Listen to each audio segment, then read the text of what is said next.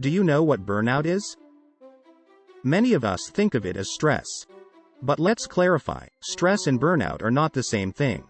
Stress in simple terms is when we have too much pressure on us to do too many things that are far too much of what we can psychologically and physically cope with on a regular basis. But when in stress we have this realization of what we can do and what we need to do to get through it and take back control. Burnout results when we allow too much stress to accumulate for a long time, and as we lose more and more balance, every day becomes another bad day and eventually we stop caring and are burnt out. You have a lot to do, but you don't have any motivation to do it. You feel like there is no hope for any positive outcome. Most of us confuse it with laziness, but it is not. We just don't have awareness about it. You can check our video on 5 signs you are burnt out, not lazy. To better understand burnout, we will share the link in the description and at the end of this video. In this video we will talk about how to combat and recover from burnout. For psyche's sake presence. How to recover from burnout. All the steps and points we are going to cover now are not just about recovering from burnout. If taken care of, they will also help you to prevent burnout in the first place. So, let's start. 1. Examine your aspirations and values. Did you know one of the major reasons for people quitting their jobs today is burnout? There are multiple reasons for burnout at workplace. Maybe your job is out of sync from your values, like you may be working at sales, but you don't like it. Maybe your current job does not align with your long-term goals. Or maybe it is simply procrastination leading to a huge backlog. And it is not just for workplace, the same is applicable for students in schools and colleges.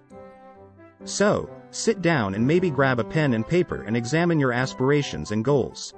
Figure out what you want in the long term. Are you on the right track to reach there? Are you piling up your work and responsibility by procrastination? Understanding these will give you a clearer picture of what is causing you the stress and hence a clearer picture on what to do next. 2. Life balance. Now this one is quite simple, and we all know how important it is. I am just sharing this to make you think about it. We all need a balanced life, I mean work-life balance and school-life balance. And to maintain this balance we need to take care of 2 important points. 1. Sincerely target to complete your office and school-related activities on time without procrastinating, putting them off for the next day and piling it up. 2. Flexibility. It is not always possible to give 50-50 of your time to work and personal life. Sometimes you might need more time at work, and sometimes more time with yourself, our family and friends. To achieve this you need to maintain a flexible environment of understanding with those who are involved in both of these parts of your life. For instance, as you need to take your parents to the doctor on a workday. If you have a good understanding and relation with your colleagues, they will help to balance your tasks at work for the time you are occupied elsewhere. Similarly, if you need to put in a few extra hours at work someday due to an important deadline, then a good understanding with your family will save you the stress of disappointing them and worrying them. Both go hand in hand. 3. Get more exercise. Remember that amazing, exhilarating feeling of confidence and accomplishment whenever you worked out? When we exercise, our body is flooded with chemicals called the endorphins. Endorphins are exhilarating. They reduce stress, relieve pain, give a good sense of pleasure, and improve our overall sense of well-being.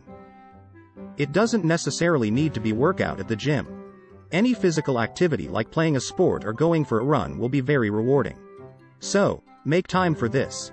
It will be very helpful to prevent the accumulation of stress and help in both preventing and fighting burnout. 4. Have proper sleep. Since ancient times, humans have gone to bed at night and wake up in the morning to the daily routine. Meaning, we are not nocturnal by nature. But, today a lot of us have the habit of sleeping very late. And by doing this we sacrifice our sleep time. After all, the daytime activities are still scheduled at their regular time. We think that this shortage of sleep will be recovered if we take a nap in the afternoon. Or some of us even say, I will have a good long sleep on the weekend. Well, it doesn't work that way. A healthy adult needs to sleep for 7 to 9 hours in a day.